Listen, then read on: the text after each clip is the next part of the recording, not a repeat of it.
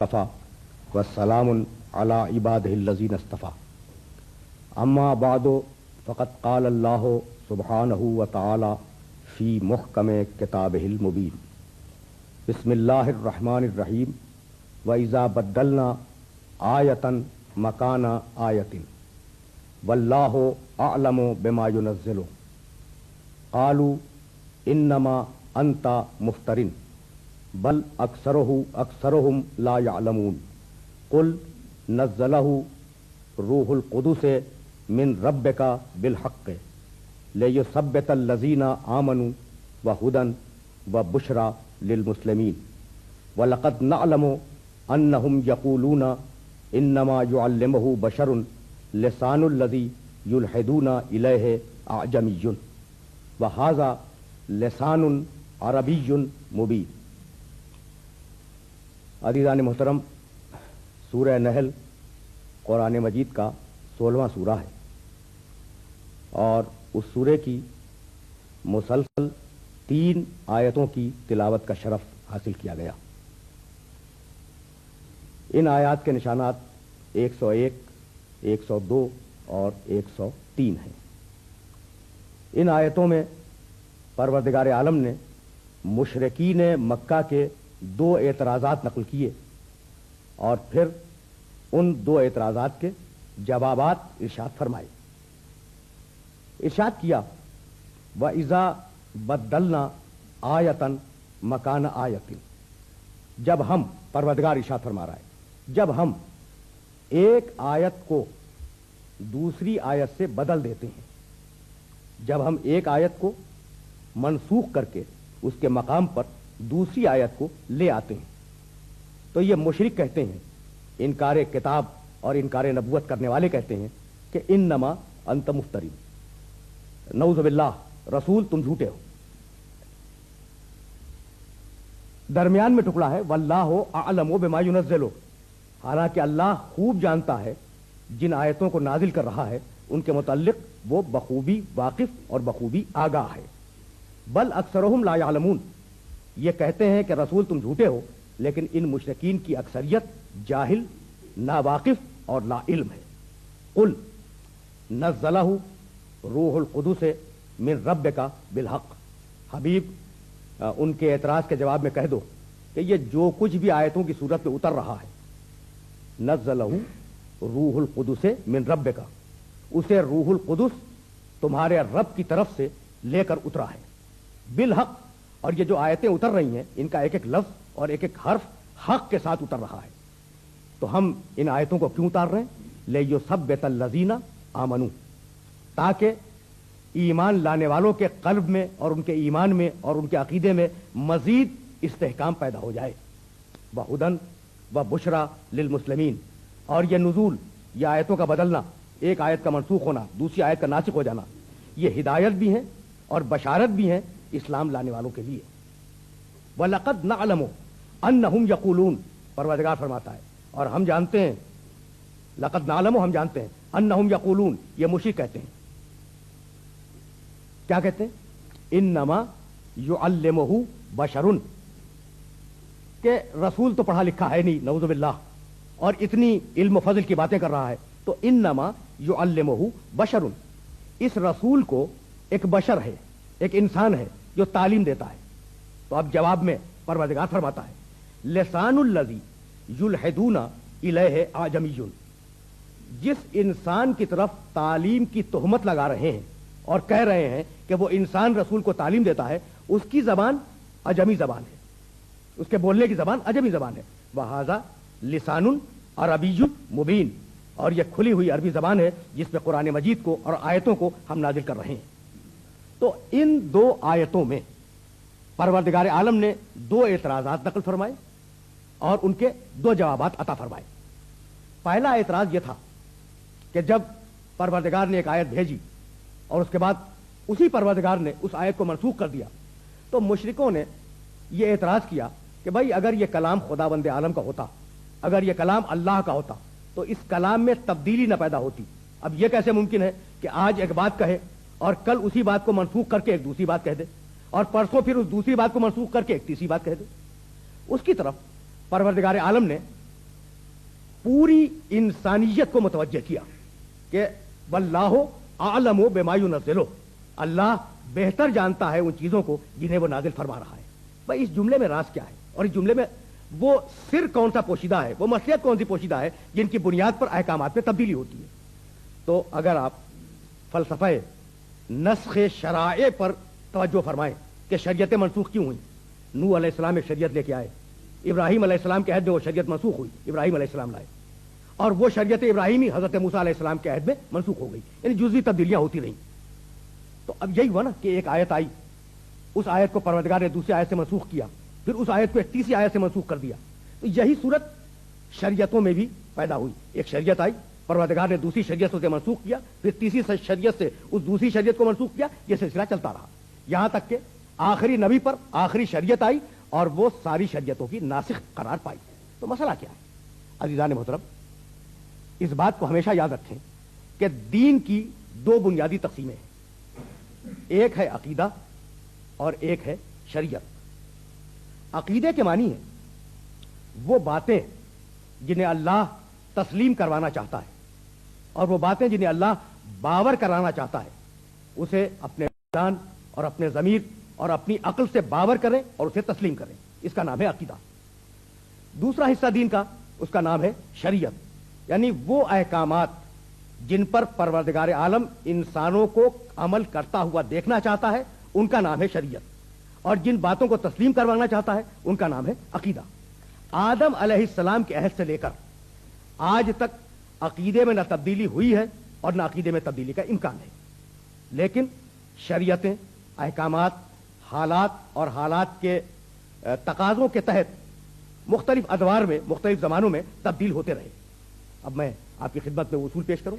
भाई देखिए, ज़माना किसी मकाम पर रुकता नहीं है, ज़माना एक मुतहर्रिक शय का नाम है, ज़माना जामिद नहीं है। जब ज़माना जामिद नहीं है तो वो इंसान जो इस ज़माने में ज़िंदगी गुजार रहा है उस इंसान पर भी किसी सूरत में जुमूद तारी नहीं हो सकता। यानी आज जो हम सोच रहे हैं, मुमकिन है 10 बरस के बाद हमारी सोच तब्दील हो जाए और हम उसके खिलाफ सोचना शुरू कर दें। आज जो हमारा रहन सहन है, जो हमारा तरीक़ा गुफ्तगू है, जो हमारा बिहेवियर है, जो हमारा बर्ताव है, ये ज़रूरी नहीं है कि 5 साल बाद वो बर्ताव, वो बिहेवियर, वो तरीक़ा गुफ्तगू, वो रहन सहन, वो सब उसी सूरत में बाकी रहे। क्यों? इसलिए कि ज़माना बदल रहा है, हालात बदल रहे हैं, इंसान के मसाइल तब्दील हो रहे हैं। तो जैसे जैसे हालात तब्दील होंगे, मसाइल तब्दील होंगे, इंसान की ज़िंदगी गुजारने के मुख्तज़यात तब्दील होंगे, उसी सूरत से इंसान के लिए परवरदिगार के मुअय्यन शुदा उसूल नाजिल होते चले जाएंगे। उसकी वाज़ेह और आसान मिसाल यह है कि स्कूल में किसी तालिब इल्म ने एक सब्जेक्ट को तय किया कि उसे मसलन माशियात पढ़नी है। अब उसने मैट्रिक तक माशियात पढ़ी। जब मैट्रिक उसने पास कर लिया और वो कॉलेज की जिंदगी में दाखिल हुआ तो अब उसकी ख्वाहिश यही है कि वो माशियात ही के इल्म को आगे पढ़े। तो क्या वो किताब जो मैट्रिक में चल रही थी वही चलेगी फर्स्ट ईयर में? नहीं, मौजू बाकी रहेगा, किताब तब्दील हो जाएगी। और जब उसने कॉलेज की जिंदगी गुजार ली और वो यूनिवर्सिटी की सतह पे आ गया और पढ़ना उसे वही मौजू है, मसलन माशियात, तो अब क्या वो जो कॉलेजों में माशियात की किताबें पढ़ाई जा रही थी कॉलेज में वही, यूनिवर्सिटी में वही पढ़ाई जाएंगी? नहीं, तब्दील हो जाएगी। तो उसूल ये बना कि किसी भी मौजू को अगर आप पढ़ना चाहें इब्तदा से लेकर इंतहा तक तो किताबें बदलती जाएंगी, मौजू अपने मकाम पर कायम रहेगा। बेऐन ही इसी तरीके से आदम अलैहिस्सलाम के जमाने से लेकर खातम अलैहिस्सलाम के अहद तक तकलीफ शरई मुसलसल कायम रही, किताबें और शरीयतें तब्दील होती रही, किताबें और शरीयतें तब्दील होती रही। जब खातम अलैहिस्सलाम की शरीयत आ गई, आखिरी नबी, आखिरी किताब और आखिरी शरीयत जब इस दुनिया में आ गई, तो अब इस आखिरी शरीयत में भी अगर आप तवज्जो करें तो आपको अंदाजा होगा कि जुज़वी तब्दीलियां हुई हैं। परवरदिगार ने पहले कुछ कहा, उसके बाद कुछ और कहा, उसके बाद कुछ और कह दिया, और पिछली शरीयतों में भी होता रहा। मसलन मैं आपके सामने मिसाल दे दूं ताकि बात और वाज़ेह हो जाए। हजरत मूसा अलैहिस्सलाम की शरीयत में ऊंट का गोश्त खाना हराम था, यानी शरीयत तौरात में ऊंट का गोश्त हराम था। ठीक 1450 बरस बाद हजरत ईसा अलैहिस्सलाम जब एक शरीयत लेके आए तो आपने उसके गोश्त के खाने को हलाल करार दिया, और इस्लाम में یہ حلت، اونٹ کے گوشت کے کھانے کی حلت، اس کا حلال ہونا، یہ باقی رہا۔ تو بھائی موسیٰ علیہ السلام کے عہد میں اونٹ کا گوشت حرام کیوں تھا، اور عیسیٰ علیہ السلام کے عہد میں اونٹ کا گوشت حلال کیوں ہو گیا؟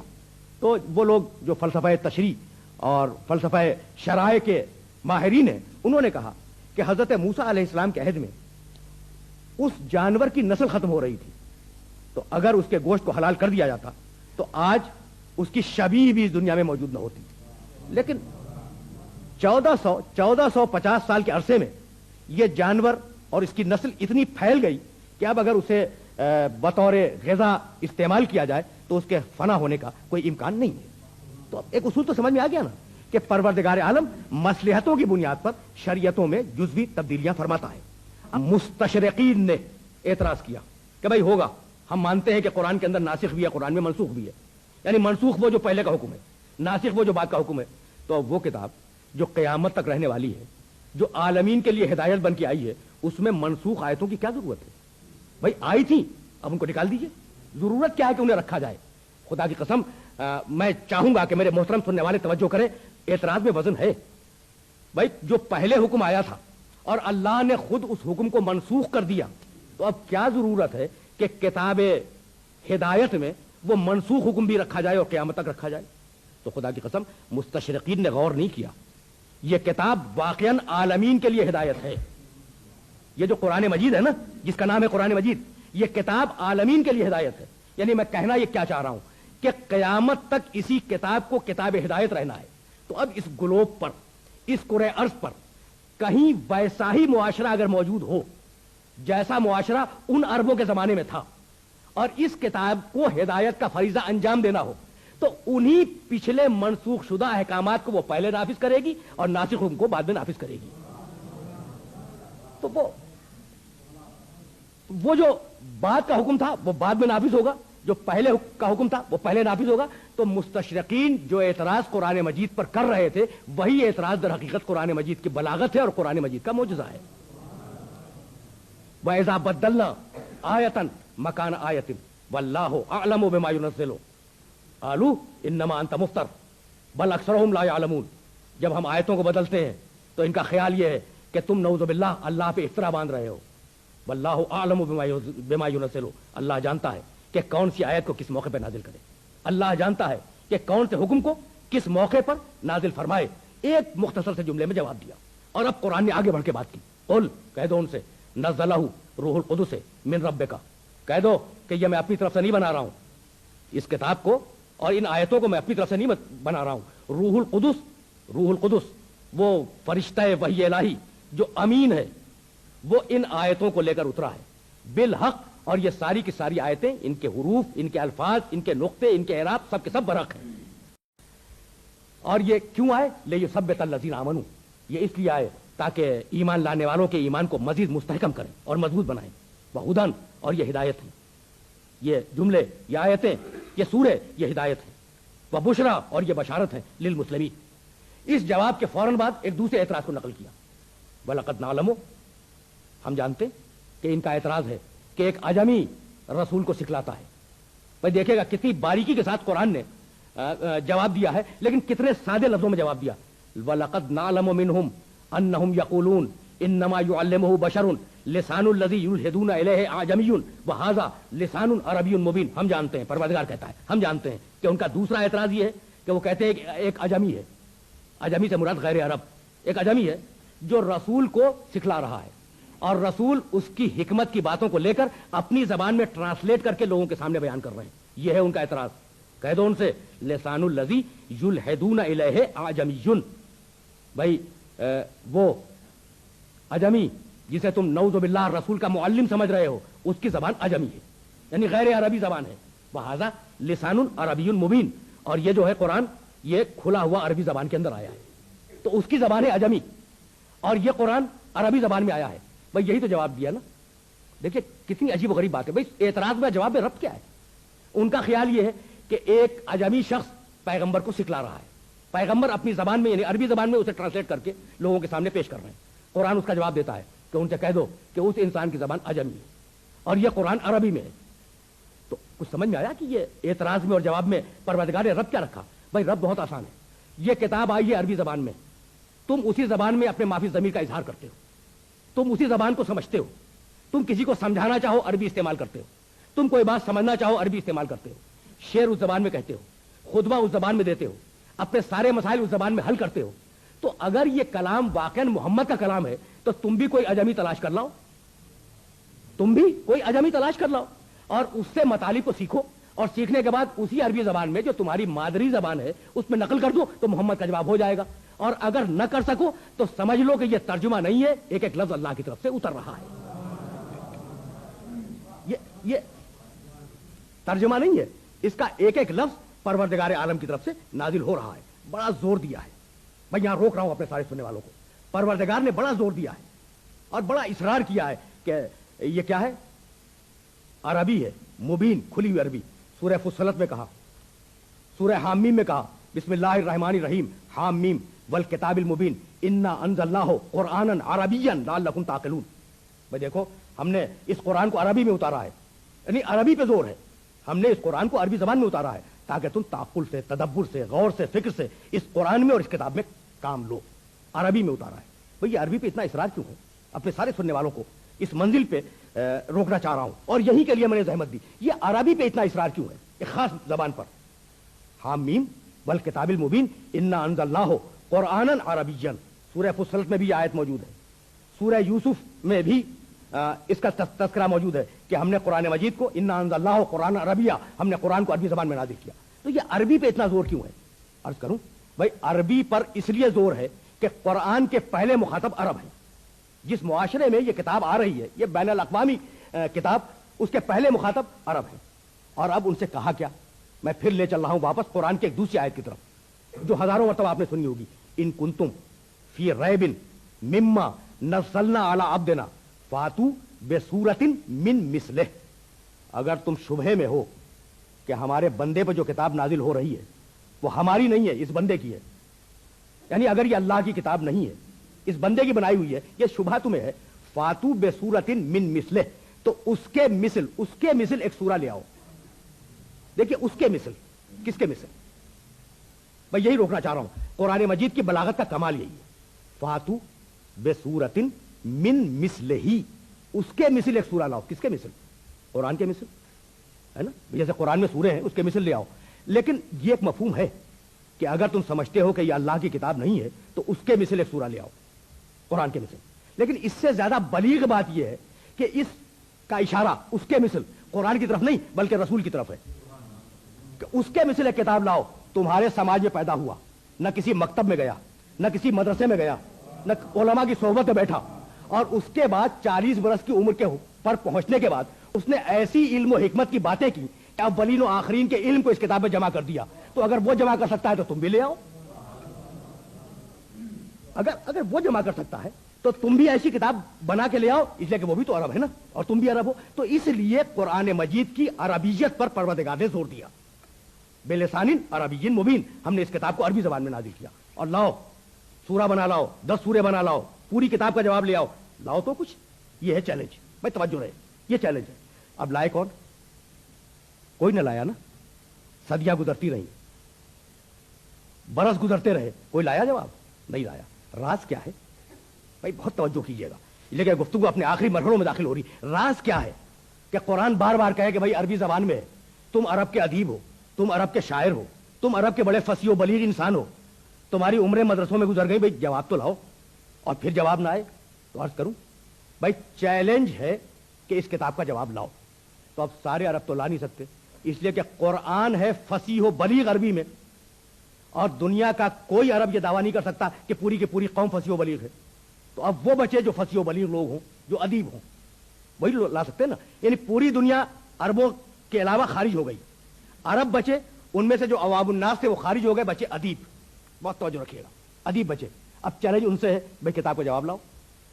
लाए नहीं, इसलिए कि कुरान फकत अदब नहीं है, उसमें इल्म भी है। तो अब ऐसा तलाश करें जो अदीब के साथ आलिम भी हो, है ना। देखिए शर्तें जो है वो बढ़ती चली जा रही हैं। कुरान फकत अदब नहीं है, उसमें इल्म भी है। तो अब ऐसा तलाश करो कि आलिम भी हो।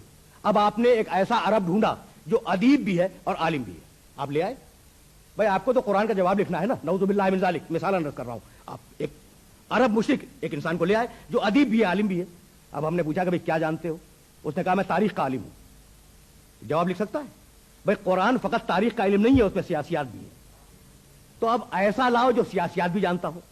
अब अगर ऐसा ले आए जो अदीब भी हो, तारीख का भी आलिम हो, माहिर सियासियात भी हो, वह जवाब लिख सकता है? नहीं, इसलिए कि कुरान फकत सियासियात नहीं है, माशियात भी है।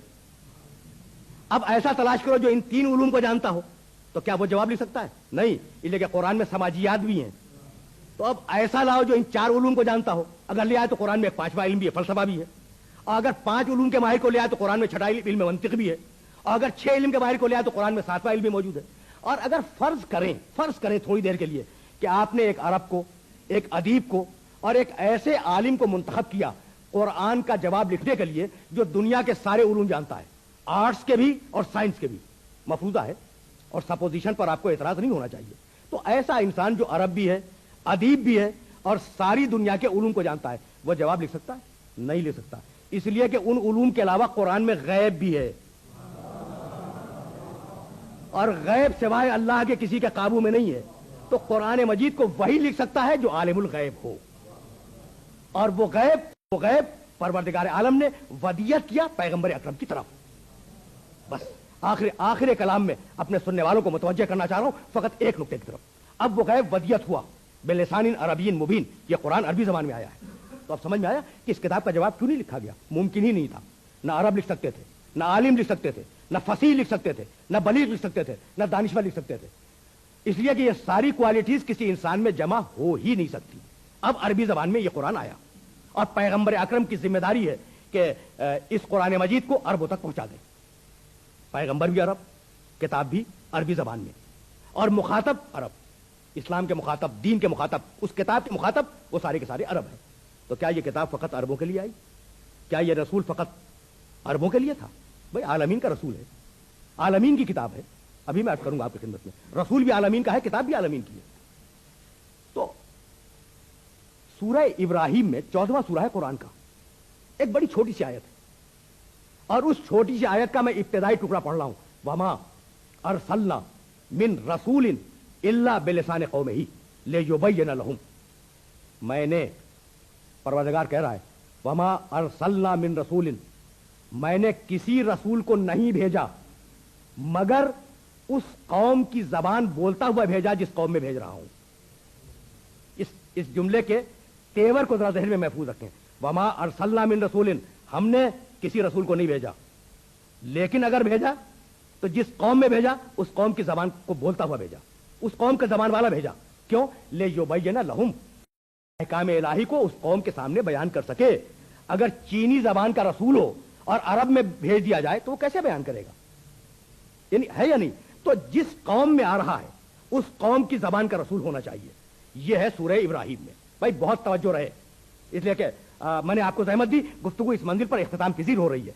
वमा अरसलना मिन रसूलिन इल्ला बिलिसानि कौमिही लियुबय्यिन लहुम, हमने हर रसूल को उसकी कौम में भेजा और उस कौम की जबान बोलता हुआ भेजा। जो भी रसूल आया उस कौम की जबान बोलता हुआ आया। तय हो गई ना बात? तो अब जिस रसूल की कौम होगी, कौम की और रसूल की जबान एक होगी। ये उसूल तो तय हो गया ना। ये जुमला परवरदिगार आलम ने सूरह इब्राहिम में कहा, और अब उसी परवरदिगार आलम ने सूरह सबा में अपने हबीब अहमद मुस्तफा मोहम्मद मुस्तफा सल्लल्लाहु अलैहि वसल्लम को मुखातब करते हुए इरशाद किया, वमा अरसलनाका इल्ला काफ़तन लिन्नास बशीरन व नज़ीरन। हबीब, हमने तुम्हें पूरी इंसानियत के लिए रसूल बना के भेजा है। हबीब, हमने तुम्हें पूरी इंसानियत के लिए रसूल बनाया है। तुम्हारा काम यह है कि तुम पूरी इंसानियत को खुशखबरी सुनाओ, और तुम्हारा काम यह है कि तुम पूरी इंसानियत को डराओ। तो मोहम्मद अरबी की बेसत की कौम फकत अरब नहीं है। इस कुरे अर्ज पर जितनी भी अक़वाम पाई जाती हैं उन सब के रसूल मोहम्मद अरबी हैं। भाई तय है ना ये बात? और सूरह इब्राहिम में क्या हुक्म दिया था कि हम जिस कौम में रसूल को भेजते हैं उसी की जबान बोलता हुआ भेजते हैं। तो अगर इस कुरे अर्ज पर जितनी भी कौमें और जितनी भी जबानें बोली जा रही हैं और मोहम्मद उन सब के रसूल हैं, तो मोहम्मद पर वाजिब है कि उन सारी जबानों से वाकिफ हों। व आखिर दावाना अनिल हम्दुलिल्लाहि रब्बिल आलमीन।